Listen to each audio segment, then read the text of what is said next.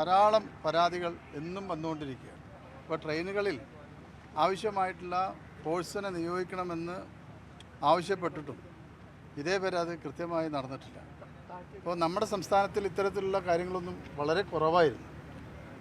രാജ്യത്തിന് ഇപ്പോൾ നമ്മുടെ സംസ്ഥാനത്തിൽ ധാരാളം നടക്കുന്നുണ്ട്. പക്ഷേ കേരളത്തിൽ ഇത്തരത്തിലുള്ള സംഭവങ്ങൾ അപൂർവമായിട്ടാണ്. മുമ്പ് ഷൊർണൂരിൽ നടന്നൊരു സംഭവം ഗോവിന്ദസ്വാമിയുമായി ബന്ധപ്പെട്ട് നിങ്ങൾക്ക് തന്നെ അറിയാം. അതേ രീതിയിലേക്കാണ് വീണ്ടും ട്രെയിനുകളിൽ അപകടം അല്ലെങ്കിൽ ഇത്തരത്തിൽ അക്രമങ്ങൾ നടക്കുന്നത്. ഇതിൻ്റെ പൂർണ്ണ ഉത്തരവാദിത്വം കേന്ദ്ര റെയിൽവേ വകുപ്പിൻ്റെ തന്നെയാണ്. കേരളം ഈ കാര്യത്തിൽ നിരവധി തവണ അഭ്യർത്ഥന നടത്തിയിട്ടും കത്തുകൾ എഴുതിയിട്ടും മെയിലുകൾ അയച്ചിട്ടും ഒന്നും തന്നെ നടപടി ഉണ്ടായിട്ടില്ല. ശരിയായൊരു രീതിയല്ല. ട്രെയിൻ യാത്രക്കാർക്ക് ആവശ്യമായുള്ള സുരക്ഷിതത്വം നൽകാൻ റെയിൽവേ തയ്യാറാവണം. ഇപ്പോൾ ധാരാളം അപകടങ്ങൾ ഈ കാര്യങ്ങൾ വരുന്നുണ്ട്. ഇപ്പോൾ റെയിൽവേൻ്റെ പരിഷ്കാരങ്ങളൊക്കെ നടക്കുന്നുണ്ട്, അതൊന്നും നമ്മൾ നിഷേധിക്കുന്നില്ല. പക്ഷേ റെയിൽ യാത്രക്കാരുടെ പ്രശ്നങ്ങൾ പരിഹരിക്കുന്നതിന് റെയിൽവേ വേണ്ടത്ര ശ്രദ്ധ പതിപ്പിക്കുന്നില്ല. അതിൽ മാറ്റമുണ്ടാവണം. കേരളത്തിൽ ഇത്തരത്തിൽ അക്രമങ്ങൾ സാധാരണ നമ്മളാരും പ്രോത്സാഹിപ്പിക്കുന്നില്ല, നമ്മൾ അനുവദിക്കുന്നില്ല.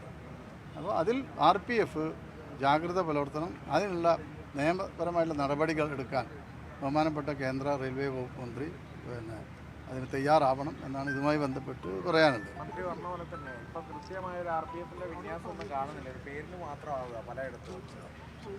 അതെ, ഇത് ഇപ്പോൾ കഴിഞ്ഞ ദിവസം ഒരു മാസം മുമ്പാണ് ഒരു കോച്ചിൽ 15 മൊബൈൽ ഫോൺ ഒന്നിച്ച് കളവ് പോയി.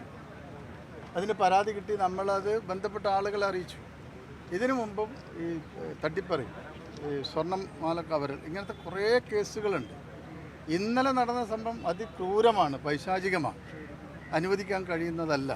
അവർ ടിക്കറ്റ് എടുത്ത് സ്വതന്ത്രമായി യാത്ര ചെയ്യുന്ന ഒരു യുവതിക്കെതിരായിട്ട് അക്രമങ്ങൾ നടക്കുക, രണ്ടാമത്തെ യുവതിയെ ആക്രമിക്കാൻ തയ്യാറെടുക്കുക. ഇതിൻ്റെ ഒക്കെ കുറവ് എന്തെന്ന് വെച്ചാൽ ഇപ്പോൾ അതിൽ തന്നെ പറയുന്നു, ഈ അപകടം നടന്ന് ഒരു RPFനെ തിരഞ്ഞെടുക്കില്ല. പിന്നീട് എത്രയോ ദൂരം സഞ്ചരിച്ചതിന് ശേഷമാണ് ഇതുമായി ബന്ധപ്പെട്ട RPF വരുന്നത്, നടപടികളെടുക്കുന്നത്.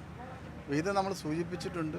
ഇനിയും ഈ കാര്യങ്ങൾ കേന്ദ്ര റെയിൽവേ മന്ത്രിയെ അറിയിക്കും. തുടർച്ചയായി അക്രമം നടക്കുമ്പോൾ വലിയ തോതിലുള്ള നിസ്സംഗത റെയിൽവേൻ്റെ ഭാഗത്തുനിന്നുണ്ടാവും. തുടർച്ചയായിട്ട് അക്രമം നടക്കുമ്പോൾ ഇതിന് സംസ്ഥാന സർക്കാർ ഇനി എന്താണ് ഇതിൽ കൂടുതൽ ചെയ്യാൻ? നോക്കൂ, റെയിൽവേ ആലോചിക്കുന്നത് ജനങ്ങളെ ഇത്തരത്തിൽ കൊള്ളയടിക്കുന്നു എന്നുള്ളത്. ഇപ്പോൾ നമ്മുടെ മലയാളികൾ തന്നെ ഡൽഹി പോലുള്ള അന്യ സംസ്ഥാനങ്ങളിൽ പോകുമ്പോൾ പരസ്യമായി കൊള്ളയടിക്കുകയാണ്. കമ്പാർട്ട്മെൻറ്റുകളിൽ അവരുടെ ബാഗുകൾ, വാച്ചുകൾ, മൊബൈൽ ഫോണുകൾ തട്ടിപ്പറിച്ച് ഓടുന്ന ധാരാളം സംഭവങ്ങളുണ്ട്. പക്ഷേ ഇവിടെ അത് അനുവദിക്കാൻ കഴിയും. മറ്റുള്ള സംസ്ഥാനങ്ങളിൽ അവർ നോട്ടെ. ഇവിടെ റെയിൽവേയുടെ ഇത്തരത്തിലുള്ള നടപടി അത് കൃത്യമായി ഫോഴ്സിനെ വിന്യസിക്കാൻ തയ്യാറാണ്. നിരീക്ഷണം ശക്തിപ്പെടുത്തണം. ഇപ്പോൾ എല്ലാ റെയിൽവേ സ്റ്റേഷനുകളിലും CCTV വെക്കുമെന്ന് മുമ്പ് അറിയിച്ചിട്ടുണ്ടായിരുന്നു. പക്ഷേ അതിൻ്റെ പുരോഗമനമൊന്നും നമ്മൾ കണ്ടിട്ടില്ല. അപ്പോൾ അത് എത്ര കണ്ട് പുരോഗമിച്ചു എന്നൊന്നും നമുക്കൊരു വിവരവും ഇല്ല. പക്ഷേ ഇതിന് റെയിൽവേയുടെ ഭാഗത്തുനിന്നും നടപടി ഉണ്ടാവണമെന്നാണ് ശക്തമായി നമുക്ക് ആവശ്യപ്പെടുന്നത്. ധാരാളമായി നമുക്ക് റെയിൽവേയിൽ നമ്മുടെ കേരള പോലീസ് അവിടെ റെയിൽവേ സ്റ്റേഷനിൽ ഇതുമായി ബന്ധപ്പെട്ട കുറേ സമയം അതിൻ്റെ ചെക്കിംഗ് നടത്തിയ സമയത്ത് ധാരാളം ബസ്സുകൾ പിടിച്ചെടുക്കാൻ കഴിഞ്ഞു. ഇത് റെയിൽവേയുടെ പരിധിയിൽ ചെയ്യേണ്ട RPF ആണ്. അവിടെ നമ്മുടെ പോലീസിന് പോയി നടപടിയെടുക്കുന്ന കാര്യത്തിൽ കുറേ നിയമ തടസ്സങ്ങളുണ്ട്. അപ്പോൾ അവരത് ചെയ്യുന്നില്ല എന്നാണ് പറയുന്നത്. അപ്പോൾ RPFൻ്റെ അവരുടെ പ്രവർത്തനം ശക്തമാക്കണം. ലഹരി ആയാലും മറ്റുള്ള ഇത്തരത്തിലുള്ള അതിക്രമങ്ങളായാലും ഇതിനൊക്കെ തന്നെ ശക്തമായി നടപടി കൈക്കൊള്ളാൻ റെയിൽവേ വകുപ്പ് തയ്യാറാണ്. യാത്രക്കാരുടെ ചാർജ് എത്ര വർദ്ധിപ്പിച്ചു? വലിയ ചാർജാണ് വർദ്ധിപ്പിച്ചിട്ടുള്ളത് എല്ലാ ട്രെയിനുകളിലും. തത്കാൽ, സൂപ്പർ തത്കാൽ, അങ്ങനെ വിവിധ പേരുകളിലാണ് ഈ പണം മുഴുവൻ കൂട്ടി വാങ്ങുന്നത്. അതിനനുസരിച്ചുള്ള സൗകര്യങ്ങൾ റെയിൽവേയിൽ നൽകണ്ടേ? അപ്പോൾ ജനങ്ങളുടെ സുരക്ഷിതത്വം, യാത്രക്കാരുടെ സുരക്ഷിതത്വം ഉറപ്പുവരുത്താൻ കേന്ദ്ര ഗവൺമെൻറ് തയ്യാറാണ്, കേന്ദ്ര റെയിൽവേ വകുപ്പ് തയ്യാറാണ്. ഇതാണ് ഇതുമായി ബന്ധപ്പെട്ട് തീർച്ചയായും നമ്മൾ ഈ സംഭവവികാസങ്ങൾ രാവിലെ തന്നെ നമ്മൾ അയച്ചിട്ടുണ്ട്. അതിൻ്റെ ഫോട്ടോകൾ റിപ്പോർട്ട് സഹിതം നമ്മൾ അയച്ചിട്ടുണ്ട്. അപ്പോൾ ഇതിനു മുമ്പ് വന്ദേഭാരത് പോലുള്ള ട്രെയിനുകളിൽ ഈ ഭക്ഷണവുമായി ബന്ധപ്പെട്ട വലിയ പ്രശ്നങ്ങളുണ്ടായി. അത് നമ്മൾ കൃത്യമായി തന്നെ അറിയിച്ചു. എല്ലാ പത്രക്കുറിപ്പുകളടക്കം അദ്ദേഹത്തിന് ഏൽപ്പിച്ചു. ഇപ്പോൾ അതിൽ മാറ്റം വരുത്തിയിട്ടുണ്ട്, നല്ല ഭക്ഷണം കൊടുക്കുക. അതേപോലെ ഈ കാര്യത്തിൽ അദ്ദേഹം അറിയണം, അദ്ദേഹം ഈ കാര്യത്തിൽ നടപടിയെടുക്കണം. എനിക്ക് തോന്നുന്നു അദ്ദേഹം ഇതിന് നടപടിയെടുക്കുമെന്നുള്ള പ്രതീക്ഷയാണ് ഉള്ളത്. ഇപ്പോൾ ഇത്തരത്തിൽ സംഭവം നടന്നാൽ ഇനി അങ്ങനെയുള്ള സംഭവങ്ങൾ ഇല്ലാതിരിക്കാൻ അദ്ദേഹത്തിൻ്റെ ഭാഗത്ത് നടപടി ഉണ്ടാകും. കേന്ദ്ര റെയിൽവേ മന്ത്രി അദ്ദേഹം ഇതൊക്കെ ശ്രദ്ധിക്കുമെന്നുള്ളത് എൻ്റെ പ്രതീക്ഷയാണ്. പക്ഷേ ഈ കാര്യത്തിൽ വലിയ പ്രതിഷേധം നമുക്കുണ്ട്. ഒപ്പം തന്നെ മന്ത്രി ഇപ്പോൾ വേദി പറയുന്നത് ശ്രദ്ധയപ്പെട്ടു, മെസ്സി വരുന്നതിൽ തീരുമാനമായി, മാർച്ച് വിൻഡോയിൽ വരുമെന്നുള്ളത്. എന്താണ് അത് സംബന്ധിച്ചൊരു തീർച്ചയായും നമുക്ക് കഴിഞ്ഞ ദിവസം 3 ദിവസം വന്നൊരു മെയിലിലാണ് അത് അറിയിച്ചത്. എനിക്ക് അതുമായി കൂടുതൽ ചർച്ച ചെയ്യേണ്ടത് അവരോടുമാണ്. അവരിങ്ങനെ തോന്നുന്ന സമയത്ത് ഇത് മാറ്റുക എന്ന് പറഞ്ഞാൽ നമുക്ക് സമയം നമുക്ക് നിങ്ങളിതിൽ കാണേണ്ടത്. ഞാൻ മറ്റൊന്നും ആയിട്ടല്ല, നമ്മൾ ആത്മാർത്ഥമായിട്ടുള്ള ശ്രമമാണ്. വലിയൊരു ശ്രമം ഇതിൽ നടന്നിട്ടുണ്ട്. അത് നിങ്ങൾ ആദ്യം കാണുക. കേരളത്തിൽ ഇത്തരത്തിൽ കളി വരിക എന്നാണ് നമ്മളെല്ലാം തന്നെ ഇഷ്ടപ്പെടുന്നത്. ഫുട്ബോൾ പ്രേമികളെ കായിക ഇപ്പോൾ കായിക വകുപ്പിൻ്റെ നിരവധി കാര്യങ്ങൾ നിങ്ങളിവിടെ നിന്ന് ഈ ഒരു സെമിനാറിൻ്റെ തുടക്കത്തിൽ നമ്മൾ പറയും. ഈ 5 വർഷത്തിനുള്ളിൽ, ഈ 4 വർഷത്തിനുള്ളിൽ നമ്മൾ നടപ്പിലാക്കിയ ബഹിഷ്കരണ പരിപാടി, അതിനു മുമ്പുള്ള 5 വർഷം നടപ്പിലാക്കിയുള്ള പദ്ധതി, ഇതെല്ലാം തന്നെ നമ്മൾ വിശദമായി ഇപ്പോൾ ഇവിടെ വിവരിച്ചു. വലിയ മാറ്റം അതിൽ നിങ്ങൾ കാണുന്നുണ്ടല്ലോ. നിങ്ങൾ കമ്പനി സ്ലൈഡുകൾ കണ്ടു, വാർത്തകൾ കണ്ടു, ഇതിന് ബന്ധപ്പെട്ട ലീഫ്ലെറ്റുകൾ നമ്മൾ ഇറക്കി. അപ്പോൾ നമ്മളെല്ലാം തന്നെ ആഗ്രഹിക്കുന്നു ലോകത്തോടൊപ്പം കേരളത്തിലെ കായിക വകുപ്പ് സഞ്ചരിക്കണം. അപ്പോൾ മുൻകാലങ്ങളിലുള്ള പോലെ തന്നെ നമുക്കൊരു ആധിപത്യം കേരളത്തിനുണ്ട് കായിക മേഖലയ്ക്ക്, അത് തിരിച്ചു പിടിക്കണം. അപ്പോൾ എല്ലാ സംവിധാനങ്ങളും വരുന്ന കൂട്ടത്തിൽ തന്നെ ലോക മത്സരങ്ങളും നമുക്ക് വരും. ഇപ്പോൾ ക്രിക്കറ്റിൽ നമ്മൾ നമുക്ക് വരുന്നുണ്ട്, ഫുട്ബോളിൽ ആ രീതിയിലേക്ക് നമ്മൾ മാറണം. ഇപ്പോൾ നമുക്ക് സത്യത്തിൽ ആ സ്റ്റേഡിയത്തിൽ അതിനെല്ലാ സൗകര്യം ഉണ്ടാകുമെന്നാണ് നമ്മൾ വിചാരിച്ചത്. അതിനാണ് 500-600 ആളുകൾ, 1000 വരെ തൊഴിലാളികൾ വെച്ച് വേഗത്തിൽ നടത്തി സമയത്തിന് പൂർത്തിയില്ല. അവസാനം നമുക്ക് ഇപ്പോൾ ഫയറുമായി ബന്ധപ്പെട്ട ഒരു NFC, ഇലക്ട്രിക്കൽ ഡിവിഷൻ NFC, അവിടെ ഇപ്പോൾ GCDA വർക്ക് നടക്കുന്നുണ്ട്. അവിടെ കയറിയപ്പോഴാണ് അതിൻ്റെ ഒരു അപകടം മനസ്സിലായത്. അപ്പോൾ അത് ആ കേബിളുകൾ മുഴുവൻ റീപ്ലേസ് ചെയ്ത് ചെയ്യേണ്ടത്. അതുകൊണ്ടാണ് ഇലക്ട്രിക്കൽ ഡിപ്പാർട്ട്മെൻറ്റ് അതിനൊരു അപ്രൂവൽ തരാൻ. പിന്നീട് വലിയ ചർച്ച ആയത് എന്താ, അവിടെ ഇരിക്കാൻ പറ്റില്ല. മുഴുവൻ ഭാരപരിശോധന നടത്തി, NIT പരിശോധിച്ചു, നമ്മുടെ എഞ്ചിനീയറിംഗ് ഡിപ്പാർട്ട്മെൻറ്റുകൾ 2 എഞ്ചിനീയറിംഗ് ഡിപ്പാർട്ട്മെൻറ്റ് പരിശോധിച്ചു. അവിടെ 55,000 ആളുകളെ നിർത്താൻ ഒരു പ്രയാസവുമില്ല എന്ന് സർട്ടിഫൈ ചെയ്തു, PWD സർട്ടിഫൈ ചെയ്തു. അപ്പോൾ ഇത്തരത്തിലുള്ള കാര്യങ്ങളൊക്കെ തന്നെ നമ്മളിപ്പോൾ പൂർത്തീകരിച്ചു. ഇത് വന്നു കഴിഞ്ഞാൽ നമുക്ക് മറ്റൊരു തടസ്സവുമില്ല. അതിപ്പോൾ 2 കാര്യം, ഇപ്പോൾ അവരെയും നമ്മൾ പറയാൻ കഴിയും. നമ്മളെ ഈ ഒരു ഇതൊരു ഫിഫ വിൻഡോയിൽ വരുന്ന കളികൾക്ക് ഫിഫയുടെ പോയിൻ്റ്, അതിൽ മത്സരിച്ചാൽ അവർക്ക് 4 പോയിൻ്റ് ആ ടീമിന് ലഭിക്കും. അതാണ് ഇവരൊക്കെ പ്രശ്നം. ആ പോയിൻ്റ് ലഭിക്കണമെങ്കിൽ ആ സ്റ്റാൻഡേർഡിലെ സ്റ്റേഡിയത്തിലായിരിക്കണം അവർ. ഇന്ത്യയിൽ നമുക്ക് ഇപ്പോൾ അടുത്ത ആഴ്ചയോടുകൂടി നമ്മൾ സബ്മിറ്റ് ചെയ്തു. അടുത്ത ആഴ്ചയോടുകൂടി മാക്സിമം 15 ദിവസത്തിൻ്റെ ഉള്ളിൽ തന്നെ നമുക്ക് ഫിഫ അംഗീകാരം നമ്മുടെ സ്റ്റേഡിയത്തിന് കിട്ടും എന്നുള്ള പ്രതീക്ഷയാണ്. നിങ്ങളെപ്പോലും തന്നെയാണ് എനിക്കും ഈ കാര്യത്തിലുള്ളത്. ഞാനും അതിൽ പ്രതീക്ഷിക്കുന്നത് നല്ല രീതിയിൽ തന്നെ ഇതിനു വേണ്ടി അധ്വാനിച്ചിട്ടുണ്ട്. അപ്പോൾ നിങ്ങൾ ഇത് നോക്കൂ, ഞാൻ പറയാം, ഇതിൻ്റെ പേരിൽ ഒരു കുറ്റപ്പെടുത്തലുകളല്ല, അല്ലെങ്കിൽ ആരെങ്കിലും വാക്ക് പറഞ്ഞ് ചെയ്യുകയാണ്. ഇത് നടക്കുക എന്നുള്ളതാണ് നമ്മൾ ഉദ്ദേശിക്കുന്നത്. അതാണ് എനിക്കിതുമായി ബന്ധം. അത് പിന്നെ അത് AFL അയക്കാം. ഒരു മിനിറ്റ്, AFAയുടെ മെയിൽ സ്പോർട്സ് മിനിസ്റ്റർക്ക് വന്നതാണ് ഇപ്പോൾ പറയുന്നത്. ഞാനത് പുറത്തു വിടാത്തത്. എനിക്കിതുമായി ബന്ധപ്പെട്ട് AFAയുമായി ഒന്നുകൂടി ചർച്ച ചെയ്ത് ഈ ഡേറ്റ് ഉറപ്പിക്കേണ്ടതുണ്ട്. കാരണം കഴിഞ്ഞ 17 പറഞ്ഞു, അപ്പോഴേക്കും ഈ ഒരു അപ്രൂവലിന് വൈകി. അതുകൊണ്ട് തന്നെ ഇപ്പോൾ വന്ന മെയിലിൻ്റെ അടിസ്ഥാനത്തിൽ അത് സംസാരിക്കേണ്ടതുണ്ട്. ആ ചർച്ച നടത്തിയതിനു ശേഷം ഇപ്പം നമ്മളല്ലല്ലോ ഇപ്പോൾ ഈ 17 ഡേറ്റ് ആരാ അനൗൺസ് ചെയ്തു? Argentinian football federation. നമ്മൾ വരുമെന്ന് പറഞ്ഞു. അർജൻറ്റീനിയൻ ഫുട്ബോൾ ഫെഡറേഷൻ ആ ഒരു അനൗൺസ്മെൻറ്റ് അവരുടെ സൈറ്റിലാണല്ലോ നടത്തിയത്. സാധാരണ അങ്ങനെയാണ് അവർ അതാണ് നടത്തിയിട്ടുള്ളത്. അതേപോലെ തന്നെ സംയുക്തമായിട്ടുള്ള ഒരു ഡേറ്റ് അനൗൺസ്മെൻറ്റാണ് ഇപ്പോൾ നമ്മൾ ആഗ്രഹിക്കുന്നത്. കാരണം ഇതിൻ്റെ എല്ലാ ഭാവവും ഏറ്റെടുക്കാൻ കഴിയില്ല. നമ്മളിതിൽ ശ്രമിച്ചത് എന്താ, എങ്ങനെയെങ്കിലും കേരളത്തിലൊരു കളി അവർ കൊണ്ടുവരും. ഇത്തരത്തിലൊരു കളി മുമ്പ് നടന്നിട്ടുണ്ട്. ടീം അംഗങ്ങൾ വന്ന് കളിച്ചു പോയിട്ടുണ്ട്. അതാണ് നമ്മൾ ആഗ്രഹിക്കുന്നത്. അപ്പോൾ അതുകൊണ്ട് തന്നെ സംയുക്തമായി അവർ ഒരു പ്രസ്താവന നടത്തും. അതിന് വേണ്ടിയിട്ടാണ് നമ്മൾ ഒരു കാര്യം കൂടി, ഈ ഗ്രൗണ്ട് വിട്ടുകൊടുത്തുമായി ബന്ധപ്പെട്ട നോക്കൂ, അത് തെറ്റായി നോക്കൂ. ഞാൻ ഇപ്പോൾ പറഞ്ഞല്ലോ, നമുക്ക് ഈ 17-നുള്ളിൽ ഫിഫ അംഗീകാരം ആ സ്റ്റേഡിയത്തിൽ നമ്മൾ എന്ത് ചെയ്യാൻ പറ്റും? നമ്മുടെ എഞ്ചിനീയറിംഗ് വെച്ചിട്ട് നമുക്ക് തീർക്കാൻ കഴിയും അവിടെ. അപ്പോൾ എന്ത് ചെയ്തു? അദ്ദേഹം പണം മുടക്കണം. തീർച്ചയായും സാധാരണഗതിയിൽ GCDയുടെ ചെയർമാൻ ഒരു കത്തയക്കും, ഞങ്ങളിവിടെ കളി നടത്താൻ തയ്യാറാണ്. അതിന് മറുപടി അയക്കേണ്ടത് വകുപ്പ് മന്ത്രിയാണ്, മുഖ്യമന്ത്രിയാണ്. മുഖ്യമന്ത്രി കത്തെനിക്ക് പാസ് ചെയ്യും. ഞാൻ എന്ത് ചെയ്യുന്നു? അത് പ്രകാരം കത്തയക്കും. ആർക്ക്? GCDA ചെയർമാൻ തയ്യാറാണ്, നമുക്ക് അവിടെ വെച്ച് കളി നടത്താം. അതിനുള്ള അടിസ്ഥാന സൗകര്യങ്ങൾ ഒരുക്കണം. ഞാൻ പറഞ്ഞു, ആദ്യം മന്ത്രിയല്ല കത്തയക്കണം. അതാണല്ലോ നിങ്ങൾ വാർത്തയ്ക്ക് കൊടുത്ത കാര്യം. അപ്പോൾ അത് പ്രകാരം കത്തയക്കുന്നു. അതാണല്ലോ നിങ്ങൾ കൊടുത്ത ഒരു വാർത്ത. അതിൻ്റെ കാര്യം ഞാൻ പറയാം. അപ്പോൾ അത് പ്രകാരം അവർ പിന്നെ അതിന് മറുപടി ഞാൻ അയച്ചു. അതിനുള്ള തയ്യാറെടുപ്പുകൾ നടത്തണം. കാരണം അങ്ങനെയാണ്, ഒരു ഫോർമൽ കാര്യങ്ങളാണ്. ഫോണിൽ പറയാൻ പറ്റില്ല, രേഖാമൂലം തന്നെ കൊടുത്തു.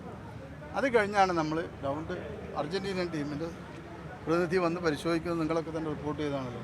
അവർ പറഞ്ഞത് നല്ല ഫീൽഡാണ്, ഈ സീറ്റുകളും അത്യാവശ്യം കാര്യങ്ങളും. അപ്പോൾ നമ്മൾ പറഞ്ഞത് ഒരു മാസം ഇല്ല 15 ദിവസത്തിൽ നമ്മളിത് പൂർത്തീകരിക്കും.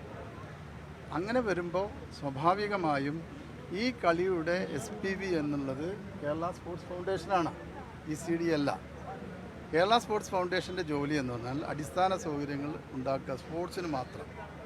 ഇന്ത്യയിൽ തന്നെ ഒരു സംസ്ഥാനത്തിന് സ്വന്തമായി ഒരു എഞ്ചിനീയറിംഗ് വകുപ്പ്, കായിക വകുപ്പിനുള്ള നമുക്ക് മാത്രമേ ഉള്ളൂ.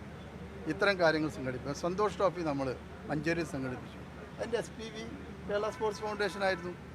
അപ്പോൾ അത് നമ്മൾ നടത്തിയ പോലെ തന്നെ ഇതിനും നമ്മൾ ഗ്രൗണ്ട് ഏറ്റുവാങ്ങും. ഗ്രൗണ്ട് ഏറ്റുവാങ്ങി നമ്മൾ ഇത്ര സമയത്തിനുള്ളിൽ ഇത് തീർക്കണ്ടേ? ഈ ഡേറ്റിനുള്ളിൽ 10 ദിവസം മുമ്പ് 30-ാം തീയതിക്കുള്ളിലെങ്കിലും ഇത് തീർക്കാമായിരുന്നു. പക്ഷേ നമ്മൾ ഇത്രയും അധികം ആളുകൾ സ്വാഭാവികമായും സ്പോൺസറോട് പറയും നിങ്ങൾ ഇപ്പോൾ ഇത് ചെയ്യണം. അദ്ദേഹം സംഭവിച്ചു. അതിൻ്റെ കാര്യങ്ങൾ നിങ്ങൾക്ക് അറിയാലോ. മുഖ്യമന്ത്രിയുടെ നടന്ന യോഗത്തിൽ മുഖ്യമന്ത്രി എന്നാണ് സ്പോൺസർ ചെയ്യട്ടെ എന്ന് പറഞ്ഞിട്ടുണ്ട്. ഇനി അദ്ദേഹത്തിനുമായി ബന്ധപ്പെട്ട മറ്റൊരു തർക്കം വരുന്നുണ്ട്. ഇതിൻ്റെ ഒന്നും വിട്ടുകൊടുത്തില്ല. അപ്പോൾ അദ്ദേഹത്തിന് ആ പണം മുടക്കുമ്പോൾ സ്വാഭാവികമായും അദ്ദേഹത്തിന് കളി നടത്തണമെങ്കിൽ അതൊരു ചെറിയൊരു ഇളവ് നമുക്ക് കൊടുക്കുന്നുണ്ട്. അതേക്കുറിച്ചാണ് ഇപ്പോൾ ചർച്ച ചെയ്യുന്നത്. സ്വാഭാവികമായിട്ടുള്ളൊരു കാര്യം അതാണ് ഇതിൻ്റെ സത്യാവസ്ഥ. നിങ്ങളിതിങ്ങനെ മറ്റൊരു രീതിയിൽ എടുക്കുമ്പോൾ നമ്മളെന്ത് പറയുന്നു, നിസ്സാരമായി നോക്കി നിൽക്കാനേ നമുക്ക് കഴിയും. അപ്പം ഇതിലുള്ള എഫേർട്ട് നമ്മളെടുത്ത ഇതിൻ്റെ ഇത്രയും എടുത്തൊരു എഫേർട്ടുണ്ട്, അത് നിങ്ങൾ ആദ്യം കാണും. ഇതിൽ മറ്റൊരു താല്പര്യവും ആർക്കുമില്ല. ഇപ്പോൾ മെസ്സി വന്ന് കളിക്കുക എന്ന് എല്ലാവരുടെയും താല്പര്യമാണ്. അതിലെ കൂടെ നമ്മൾ നിന്നിട്ടില്ല. അതേ ഈ ഒരു ഡേറ്റ് മാറി എന്നുള്ളത് കൊണ്ട് അതിൻ്റെ മൊത്തം ഉത്തരവാദിത്വം ഇതിന് തയ്യാറെടുത്തവരുടെ തലയിൽ വെച്ച് വരിക എന്നുള്ളത് ശരിയായിട്ടൊരു രീതി. അപ്പോൾ എന്തുകൊണ്ടും നമുക്ക് കൊണ്ടുവരണം. ഞാനതിൽ ഉപയോഗിക്കുന്ന വാക്ക് നമുക്ക് എന്നാണ്. അതിന് നിങ്ങൾ കൂടെ നിൽക്കുക, എനിക്കതേ പറയാനുള്ളൂ.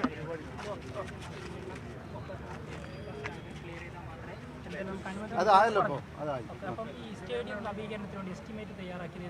നോക്കൂ. ഇതിൻ്റെ അദ്ദേഹം പറഞ്ഞത് ഇത് ചെയ്യുന്നത് എന്താ, അവിടെ ചെയ്യേണ്ട അടിയന്തരമായ വർക്കുകൾ. ഇപ്പോൾ GC ഇടേണ്ട ഒരു മെയിൻ്റനൻസ് വർക്ക് അവിടെ നടക്കുന്നു. പെയിൻ്റൊക്കെ അടിക്കുന്ന അവരാണ്, കണ്ടില്ലേ? ഇതിനൊക്കെ പെയിൻ്റ് അടിച്ചു, പുറത്തൊക്കെ പെയിൻ്റ് അടിച്ചു. അപ്പോൾ അത് ഒന്നും കൂടി നല്ല രീതിയിൽ കളർഫുള്ളാണ്. അവിടെ സീറ്റുകൾ മാറ്റും. ഇതെല്ലാം തന്നെ ഒരു എൻജിനീയറിംഗ് ഒരു യൂണിറ്റ് അവർ മോണിറ്റർ ചെയ്യുന്നുണ്ട്. GCDയുടെ എൻജിനീയർമാരുണ്ട്, സ്പോർട്സ് ഫൗണ്ടേഷൻ്റെ എൻജിനീയർമാർ. ഇത് സംയുക്തമായിട്ട് കായിക ഡയറക്ടർ അതിൻ്റെ തലപ്പത്തുണ്ട്. അതോടൊപ്പം തന്നെ അവരുടെ സെക്രട്ടറി, അവരുടെ എല്ലാവരും ഉള്ള ഒരു കമ്മിറ്റിയാണ് ഇത് മോണിറ്റർ ചെയ്യുന്നത്. ഓരോ കാര്യങ്ങളും ചെയ്യുമ്പോൾ അവർ എംബുക്കിൽ അത് രേഖപ്പെടുത്തിക്കൊണ്ടിരിക്കും. അതിൽ മറ്റൊരു കാര്യമില്ല. നിങ്ങളിത് ഒരു ഗവൺമെൻറ് ഒരു കാര്യം ചെയ്യുമ്പോൾ ഇതൊന്നും ചെയ്യാതെ നമ്മൾ ചെയ്യും. അപ്പോൾ കൃത്യമായി ഞാനൊരു കാര്യം ഞാൻ ചോദിക്കട്ടെ 15 ദിവസത്തിനുള്ളിൽ ഈ സാധനം തയ്യാറാക്കണം. നമ്മൾ എന്തുകൊണ്ടപ്പോൾ നമുക്ക് നഷ്ടപ്പെട്ടു? ഈ ഒരു വിൻഡോ പോയതുകൊണ്ടാണ് ഈ സാധനം തയ്യാറാത്തതുകൊണ്ട്. അതിന് എന്ത് വില കൊടുത്തും നമ്മൾ ചെയ്യിക്കുക എന്നാണ്. നമുക്ക് ഫയർ സാധനങ്ങൾ ഇപ്പോൾ ശരിയായിട്ടുണ്ട്. ഇപ്പം ബാംഗ്ലൂരിൽ അപകടം നടന്നു, തമിഴ്നാട്ടിൽ അപകടം നടന്നു. ഇതൊക്കെ ഉള്ളപ്പോൾ നമുക്ക് കണ്ണടച്ചുകൊണ്ട് തന്നെ ഇതിനാണ്ട് കൊടുക്കാൻ കഴിയില്ല. നമുക്കിത് പരിശോധിക്കേണ്ടതുണ്ട്. ഇപ്പോൾ നിങ്ങൾ പറയുന്ന പോലെയല്ല. ഒരു അപകടം നടന്നാൽ നിങ്ങൾ പറയാം, ആരാണ് പരിശോധിച്ചത് നിങ്ങൾ ചോദിച്ചാൽ മറുപടി വേണ്ടേ? ഇപ്പം അതിന് മറുപടി ഉണ്ട്. PWD പരിശോധിച്ചു, PWDയുടെ ഡിസൈൻ വിങ് പരിശോധിച്ചു, സ്പോർട്സ് എഞ്ചിനീയറിംഗ് വകുപ്പ് പരിശോധിച്ചു, പാലക്കാട് NIT പരിശോധിച്ചു. ഇതൊക്കെ നമുക്ക് ഇപ്പോൾ ചെയ്തു കഴിഞ്ഞു. ഗ്രൗണ്ടിൻ്റെ ലൈറ്റുകൾ ഒരു കറണ്ട് പോയിട്ടുണ്ടെങ്കിൽ 1 മണിക്കൂർ വേണം ആ ലൈറ്റ് പിന്നെ കത്തി വരാൻ. ഒരു ഇൻ്റർനാഷണൽ മാച്ച് നടക്കുമ്പോൾ ഒരു കറണ്ട് പോയാൽ എങ്ങനെ ഉണ്ടാവും? പിന്നെ അത്രയും സമയം പോകും, ഒരു ഗ്രൗണ്ടിൽ കയറിപ്പോവും. അപ്പോൾ അതിൽ മാറ്റം വരുത്തേണ്ടതുണ്ട്. അവിടെ കേബിളുകൾ മാറ്റം വരുത്തേണ്ടതുണ്ട്. എന്തെങ്കിലും ഒരു സംഭവം ഉണ്ടായി, ഒരു തീപിടുത്തം എന്തെങ്കിലും ഒരു സംഭവം ഉണ്ടായി, അതിന് ഫയറിൻ്റെ കാര്യങ്ങൾ ശരിയാക്കണ്ടേ? അതാണ് ഇപ്പോൾ ശരിയാക്കിയിട്ടുള്ളത്. ഇവാക്യുവേറ്റ് ചെയ്യേണ്ട ഡോറുകൾ, എല്ലാ ഡോറുകളും അടഞ്ഞു കിടക്കുകയായിരുന്നു. 28 ഡോറുകൾ ഇപ്പോൾ നമ്മുടെ ഇൻസ്പെക്ഷൻ്റെ ഭാഗമായി നമ്മൾ തുറന്നെല്ലാം ഇപ്പോൾ ശരിയാക്കിയത് അതിൻ്റെ ഭാഗമായിട്ടല്ലേ. എല്ലാ ഭാഗങ്ങളും അടിയന്തരമായിട്ടുള്ള ടോയ്ലറ്റ് സംവിധാനം മുഴുവൻ ഇപ്പോൾ നമ്മൾ പുതുക്കി പണിയില്ലേ. ഇപ്പോൾ പിച്ച്, ആ ഫീൽഡ് നിങ്ങൾ കണ്ടില്ലേ, 1 കോടി രൂപയിൽ താഴെ വരും. ഇപ്പോൾ 65 ലക്ഷത്തിലധികം ഇപ്പോൾ തന്നെ അതിന് ചിലവായി. ആ പിച്ച് നല്ല രീതിയിൽ തന്നെ ചെയ്യേണ്ടത്. ഇപ്പോൾ ഏഷ്യൻ കപ്പ് നടക്കുന്ന അതേ കമ്പനിയാണ് ഇപ്പോൾ അവരാണ് ചെയ്യുന്നത്, ഡൽഹി ബേസ്ഡായിട്ട് അവരാണ് ചെയ്യുന്നത്. അത് ചെയ്യണ്ടേ നിങ്ങൾ? ഇപ്പോൾ അതിൻ്റെ ഫോട്ടോ പോയി എടുക്കുക. ഇപ്പോൾ അവിടെ വന്ന മാറ്റങ്ങൾ 35,000-ഓളം സീറ്റുകൾ നമ്മൾ മാറ്റിയില്ലേ? ഇതിനൊക്കെ സമയം പിടിക്കാനും ഇത് സമയബദ്ധമായി നടപ്പിലാക്കാൻ വേണ്ട ചുറ്റുമതിൽ, ആ സെക്യൂരിറ്റി മതിൽ എത്ര ആളുകളാണ് പണിയെടുത്ത്? ഓരോ 10 മീറ്ററിനും ആളുകളെ വെച്ചല്ലേ അതിൻ്റെ പണി തീർത്ത്. അപ്പോൾ ഇതൊക്കെ അവിടെ നടക്കും. ഇപ്പോൾ അവിടെ പാർക്കിംഗ് സൗകര്യം നിങ്ങൾ തന്നെ പോയി നോക്കും എന്തായാലും സ്ഥിതി. ഇപ്പോൾ ടാറിങ് കല്ലിട്ടു അമർത്തി അവിടെ BMNBC നമ്മൾ ചെയ്യാൻ പോകും ഇത് വെച്ചിട്ട്. അപ്പോൾ ഇതെല്ലാം തന്നെ തയ്യാറാക്കേണ്ടത്. ഇപ്പോൾ ഫിഫയുടെ ഒരു പരിശോധന വന്നാൽ നമുക്ക് വൺസ് നമ്മുടെ ആ സ്റ്റേഡിയം വന്ന് അവരുടെ ലിസ്റ്റിൽ കയറിക്കഴിഞ്ഞാൽ പിന്നെ ഇത്തരത്തിലൊരു ആവശ്യമേ ഇല്ല. ഏത് സമയത്തും നമുക്ക് ഈ ഒരു സ്ഥാനം കൂടി നമ്മൾ പരിഹരിക്കാൻ വേണ്ടിയിട്ട് ഇപ്പോൾ യൂണിവേഴ്സിറ്റി സ്റ്റേഡിയം നമ്മൾ ആത്മാർത്ഥമായി ശ്രമിക്കുന്നുണ്ട്. ഏകദേശം തുടക്കം എന്നുള്ളതിന് 150 കോടി നമുക്ക് സ്ഥലം ഏകദേശം സിൻഡിക്കേറ്റ് പാസ്സാക്കിയിട്ടുണ്ട്. അതുകൂടി നമ്മൾ ചെയ്യാനുണ്ട്. ഇലക്ട്രിക്കൽ വർക്കിന് GCDA പണം മുടക്കുന്നില്ലേ? അപ്പോൾ ഈ സ്പോൺസർക്ക് നോക്കൂ നിങ്ങൾ അത് അവിടെയാണ് നിങ്ങൾ തെറ്റിദ്ധാരണ. നിലവിലുള്ള ഹാലജൻ ലാമ്പ് അത് അവർ ലൈറ്റ് മുടക്കുകയല്ല, അത് നിലവിൽ അവർ പെയിൻ്റ് അടിച്ച് ഇതൊന്ന് അതിൻ്റെ എന്താ പറയുക അത്രയേ ഉള്ളൂ അവർ ചെയ്യുന്നത്. ആ ലൈറ്റ് അത് അവിടെ ഒന്ന് ഫോർകാസ്റ്റ് ചെയ്യണമെങ്കിൽ ആ ലൈറ്റ് പോരാ.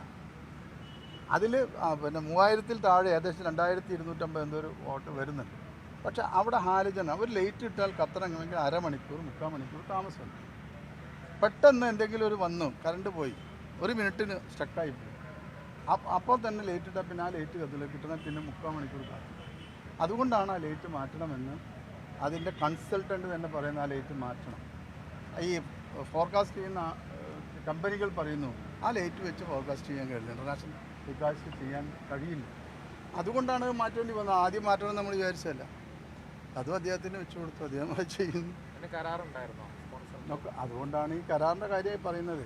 നമ്മൾ ഒരു മുഖ്യമന്ത്രിയുടെ ഒരു മീറ്റിങ്ങിൻ്റെ അടിസ്ഥാനത്തിൽ തീരുമാനം അറിയിച്ചിട്ടുണ്ട്. ബാക്കിയുള്ള കാര്യങ്ങൾ ചർച്ച ചെയ്യാം. നോക്കൂ, നിങ്ങളിതിൽ കാണേണ്ടത് നമുക്ക് ആ സ്റ്റേഡിയം തയ്യാറാക്കി എടുക്കില്ല. അതിൽ ഒരു സർക്കാരിൻ്റെ ഒരു മുതലും ഒരു സ്പോൺസർക്കും നമ്മൾ കൊടുക്കാൻ പോകുന്നു. അത് നമ്മുടെ കയ്യിൽ തന്നെ ഉണ്ടാവും.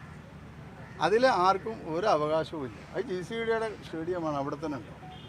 അത്തരത്തിലുള്ള തെറ്റായിട്ടുള്ള ഒരു ധാരണയും ഒരു വാർത്തയും നമ്മൾ ഇപ്പോൾ എഴുതേണ്ടതില്ല. അത് നോക്കൂ, അതിനെക്കുറിച്ചുള്ള കാര്യങ്ങൾ അത് നമുക്ക് പിന്നീട് പറയാം, ആവട്ടെ. എൻ്റെ മനസ്സിൽ ഇപ്പോഴുള്ള കാര്യം, എൻ്റെ ലക്ഷ്യം എന്നുള്ളത് അതിൻ്റെ FIFA അംഗീകാരം വാങ്ങിയെടുക്കുകയാണ്. ബാക്കിയുള്ള 15 ദിവസം കിട്ടുമെന്നുള്ള പ്രതീക്ഷയുണ്ട്. ഒരു കൺസൾട്ടിങ് കമ്പനിക്ക് ഇപ്പോൾ നമ്മൾ അവരാണല്ലോ ചെയ്യുക, ഏജൻസിയാണ്, നേരിട്ട് എടുക്കില്ല, അവർ വന്ന് പരിശോധിക്കലാണ്. ഇപ്പം മറ്റവർ വന്നു നല്ല സ്റ്റേഡിയമാണ് അവർ ചെയ്യാമെന്ന് പറഞ്ഞ പോലെ തന്നെയാണത്. അപ്പം അത് നടക്കട്ടെ. അതെ, നമുക്ക് എന്താ അറിയോ, നിങ്ങൾ മലപ്പുറത്തെ പത്രക്കാരാണ്. നമ്മൾ ഒരു ശത്രുതാ രീതിയിൽ പോകേണ്ട ആവശ്യമില്ല. സ്ട്രിങ് ഓപ്പറേഷൻ്റെ ആവശ്യമൊന്നും ഇവിടെ ഇല്ല. ഞാൻ ആരാളും ചെറുക്കുന്ന ഒരു പത്രക്കാരനോട് ഞാൻ പറയട്ടെ, നമ്മൾ ഇവിടെ കളിച്ചുകൊണ്ട് നടക്കാറ്. നിങ്ങൾ ചോദിച്ചാൽ നമ്മൾ ഉത്തരം പറയും. നിങ്ങൾ എപ്പോഴും ചോദിച്ചാൽ എനിക്ക് പറയാൻ ഉള്ളതല്ലേ പറയാൻ പറ്റും. പറയേണ്ട സമയത്ത് നിങ്ങൾ അങ്ങോട്ട് വിളിച്ച് ഞാൻ പറയുള്ളൂ. അതല്ലേ ഇപ്പോൾ നടന്നിട്ടില്ല. ഈ കാര്യത്തിലും അതന്നെ. എനിക്കറിയാം, ഇപ്പോൾ നമ്മളെ സ്പോർട്സിൻ്റെ ധാരാളം കാര്യം ഇപ്പോൾ ഉണ്ട്. അത് പറയാം. മെയിലുണ്ടായിരുന്ന ഇതിൽ കാണും, മെയിൽ കിട്ടിയിട്ടുണ്ട്.